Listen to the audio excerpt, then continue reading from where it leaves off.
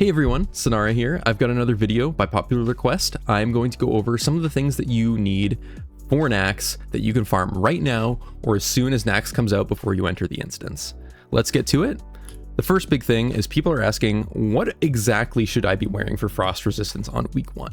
You're only going to get about 30 frozen runes in your first raid. You might get a little more, but 30 is kind of a conservative estimate here. This means you can craft 15 of the epic frost resistance pants. These are basically going to be guaranteed, and they are the best use of your frozen runes in week 1. They require 2 compared to the other pieces of the set requiring something like 6 if you're having someone craft them for you. So, because it's a limited resource, you might as well make the best item you can that requires the least of these. Alternatively, your guild could have someone get a bunch of writs and go into the instance on a hunter or a rogue and go and farm frozen runes by giving up their ID and using those runes for your raid. This would allow you to get more of these items. It's up to you. A lot of guilds aren't going to be doing this, but some will, so that is an option. I thought I would speak about it. And then the bosses in Naxx, of course, can drop some frost resistance items. So there's like some helms, shoulders, necklace, that kind of thing. You'll probably get a couple of those on your first clear, maybe like 1 or 2. So someone that's getting those, you can pass on them for getting the frozen runes in week 1 and give the frozen runes to someone else. Shoot for 100 to 150. A lot of you have seen my last video, so that's the number that you're going for, unbuffed. So the actual items. Icy Cloak, you can buy this off the auction house for like 10 gold right now, 11 frost resistance and basically no other stats, but it's really good for Naxx. And then the quest legs that we talked about, those epic ones that require the 2 frozen runes. It's going to be, for warriors, the leather ones are probably the best for you. Icy Skill gives a little bit more agility, and the plate ones give strength and defense, so I wouldn't recommend plate. Either go for the mail or the leather if you're a warrior, and then other classes, just pick what you can use. I would also recommend that you get the rings of frost resistance off the auction house. Go for ones with 15 to 17 to 20 resistance. The ones that are like 21, 22, they cost like 500 gold right now. Definitely not worth it. You're only going to be using them basically week 1. Week 2, you're going to go ahead and probably craft another frost resistance piece.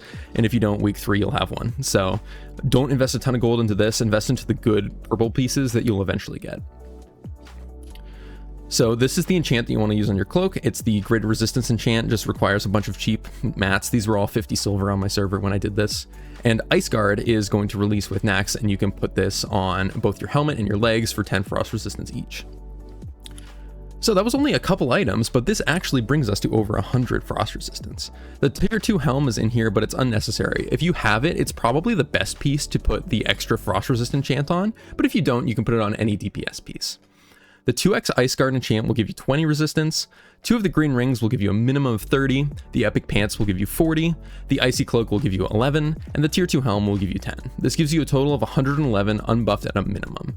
There's also the option for if you want to drop 6 resistance, you can use the Alterac Valley Honored Cloak. This gives you 5 frost resistance, and it gives you attack power or spell power. If you don't have an Onslaught Girdle, you should probably be using the cloak and the belt that you can get. This is a slight DPS increase for warriors using the Honored AV belt and cloak, and this drops 1 frost resistance. So definitely worth it. If you need more, say for example, you want to go to 140, 150, you're going to need to use the NG Reflector trinkets. I'll show you how to get the last 10 because those are 15 each. It would bring you to 141. And that's going to be Crystal Basilisk Spines. So this will give you 10 frost resistance for 1 minute. This is farmable off of Stranglethorn Veil mobs, very easy to kill, and has a 2-minute CD. So the way this works is you'll pop it, it'll go on cooldown for 2 minutes. So you'll have 1 minute of resistance, 1 minute of no resistance, then you'll pop it again, you'll have another minute of resistance. Saffron is like a 3 to 4 minute fight. You really don't want an 8-minute Saffron, but you have potential to pop this 3 times in a Saffron fight. If you are not in a group that has frost resistance aura or totem, right, you need the magic resistance potion. So this gives you 50 for 3 minutes. It doesn't stack with the aura, but you'll want to use this because otherwise you're down 60 resistance, and that is a lot. Make sure you also bring Juju Chill and your Cache of Mori because you need the cache to activate a Juju. It's from Winterspring, and you can bring him Chillwind Echo and turn that in. You can buy that off the auction house, but you still have to go to Winterspring and turn it in to get this item. 15 frost resistance for 10 minutes necessary on every Saf kill. You should have this for KT as well. Okay, Stratholme trinkets. So this is non-frost resistance. This is something that you can farm before Naxx to help you out. Seal of the Dawn is actually better than Hand of Justice in almost every scenario that I've tested. 81 attack power is pretty good against undead, and it shows its stripes in long fights where you're not getting a lot of value out of Diamond Flask and you're not getting a lot of value out of Earth Strike. So you would use this alongside Hand of Justice for just flat attack power throughout the fights. This obviously would get replaced by the Phylactery when you're able to get it, but this is free. You just do 2 quests in Stratholme. It's the Flesh Does Not Lie and then the Active Agent. Once you finish that, you get to choose one of these. Again, the second one for the mages, warlocks, it's not that great because Nelth's Tear is very close and there's some other trinkets that you want to be using, but if you don't have those, you might as well get this because it's completely free and it works on like 12 of the 14 bosses in Naxx. Big consumable list. Healers, here's something for you to do. 300 first aid. If you don't have that, you might as well get it for Loatheb. You're going to need it. You want those heavy runecloth bandages.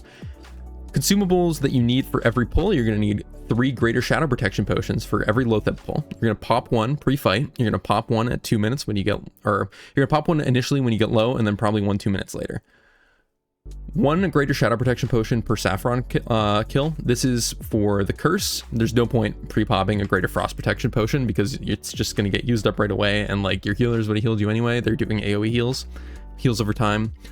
It doesn't really matter. It's kind of a nice thing about Anniversary, just because there's no debuff and buff limit, you can get a ton of hots on Saffron. It's going to make it a lot easier. There's also going to be 2 greater frost protection potions on Saffron if you're not using magic resistance potion. There might be 3 if you have a really long kill. It's just an additional huge amount of HP that you can pop that when you get low, and then your healers can top you. And then you're also going to want a pre-popped GFPP for KT. That's just for the ice blocks later in the fight if you get that chained on you. And then you're going to have the holy water requirements. So these are pretty much if you're just going for parses. You can do sapper charges if you don't have these, but if you want to go farm Stratholme, these have a 1 minute cooldown compared to the sappers 2. So you can use it twice on the bosses listed here. You can use it 3 times on those bosses and 4 to 5 times on the long fights in Naxx. You will sapper the Spiderwing bosses because 2 of them are not undead and the one that's undead dies in 30 seconds. So sapper's stronger, just use it, it'll be fine. And finally, the release event. So you will probably have to do this before you enter Naxx because you're going to want the sharpening stones before. And this comes out like at the same time of Naxx anyway. So just do it before you go to raid. You don't need to farm all the stones before you go, but you probably want 6 for each clear. You can bring 8 if you think you're going to take like 4 hours, though I don't think that's going to happen.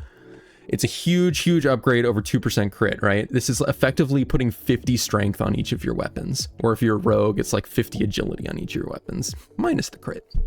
It's amazing. 2% crit's way behind. Wind Fury is still ahead of this though, so on Horde you only use this on your offhand. For 15 weeks of Naxx, you want about 100 of these, but farm extra if you're planning on going to Era, because once this event's over, you can't get these anymore. You can also make money if you're not like, even if you're on a priest or if you're on any other class that doesn't care about the sharpening stones. The way you can make money off of this is when you go to Era, there's not that many of these and all the warriors want them. So you farm the consecrated sharpening stones and you can apply them in the trade window to someone else's weapon and then they can pay you for that. So warriors will pay you for this because they want these. Again, it's so much better than the 2% crit. If they want to go for parses, they're going to need these. So it's a great way to farm gold eventually later down the line. Undead Slaying set can also be farmed here. Warriors and mages will want this. Some other classes as needed. So go ahead and farm out that set. It won't take very long. You get one for, I think it's 15 of the necrotic runes. And then I think you get, you buy one off the auction house and one of them drops off the bosses. So it's not too difficult to get. You'll get it pretty quickly. But make sure you just farm a ton of the stones. I'd recommend farming like double what you think you need. Just like in case you play the character at all on Era, farm a ton of them. So here's your full shopping list for everything you can buy off the auction house that I had in this guide. You're going to buy that one icy cloak if you need it. You're going to buy all of the materials for the cloak enchantment. And then you're also going to buy those 2 rings of frost resistance. Just again, the 15 to 20 resist is all you need. Then there's the Chillwind Echo. Again, don't forget your Cache of Mori that turns into the Juju Chill. And then you have your magic resistance potions, runecloth bandages, and then your resistance potions. Bring more of these consumables as needed by your raid. If you're wiping, you'll need multiple for each attempt. And then here's the stuff you have to farm. The Stratholme trinket, do the quests, get the trinket, very easy. The Ice Guard enchant, it requires 2 insignias of the Crusade. So you're gonna need to get the bone fragments or the crypt fragments. You get these from Stratholme or Skullomance, just kill stuff, Eastern Plaguelands as well. The Basilisk Spine, this might be buyable off the auction house, but I haven't checked. If it's not buyable, you just go kill basilisks in Stranglethorn Vale and you get these. 34 Holy Waters if you're trying to go for hundreds. You can just get a couple of them if you don't care, if you're just going for one boss, something like that. Or you can just use Sappers. Perfectly fine to just use Sappers. 100 Consecrated Sharpening Stones is what you'll need for all of Naxx in Anniversary, most likely. That's 15 weeks. And the Undead Slaying set if you need it. So there you go. That's everything that you can farm before you step into your first Naxxramas encounter. Though, again, you know, you don't need to go crazy on the holy water, things like that.